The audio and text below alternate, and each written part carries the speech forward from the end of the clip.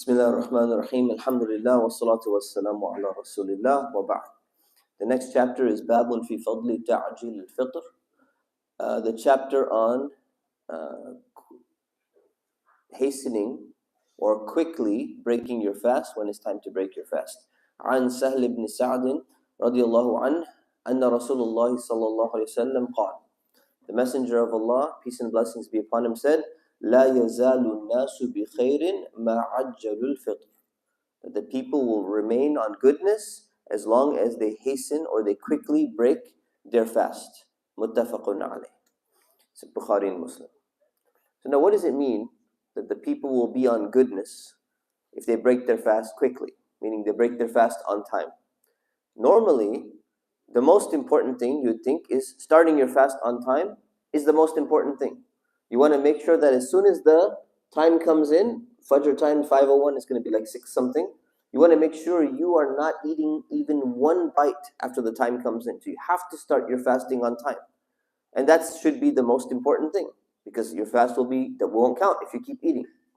But here, once you're done with everything, the Messenger of Allah ﷺ is saying, make sure you break your fast on time, and make sure, if you do that, the people, meaning the Muslims, the Muslim community, will be in a good state.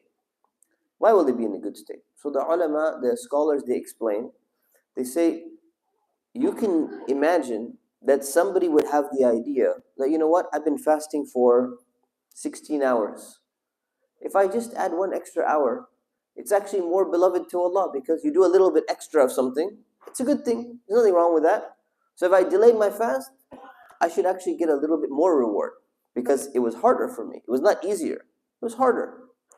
But he's trying to clarify that Allah has set certain limits. And when you follow the limits of Allah, you're on the right path. So when Allah tells you to start fasting, you start fasting. You can eat before that, but you stop eating at that specific time. When Allah tells you to stop fasting and break your fast, you break your fast at that moment. And that's very important, because basically it develops a mindset in us. The mindset is, we don't determine when fasting begins and ends. That's not for us to decide. And it's not for us to decide that, you know what, I'm praying 2 rakahs of Fajr.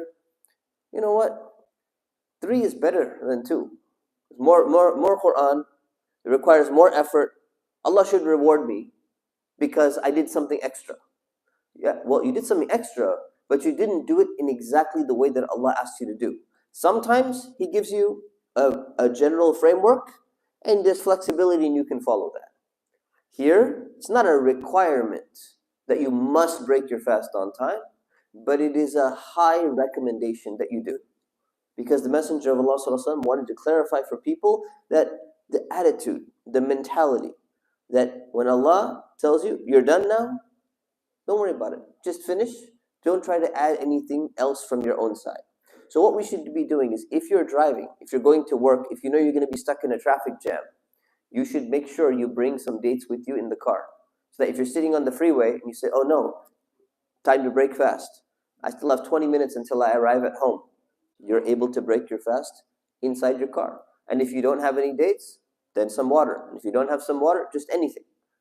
So it develops an attitude and a mindset in the heart of every single believer. So may Allah subhanahu wa ta'ala help us to understand these things correctly. May Allah subhanahu wa ta'ala give us a deep and correct and accurate understanding of Islam and the ability to apply it in our lives. Ameen. Wa sallallahu ala Sayyidina Muhammad wa ala alihi wa sahbihi wa sallam. Assalamu alaikum.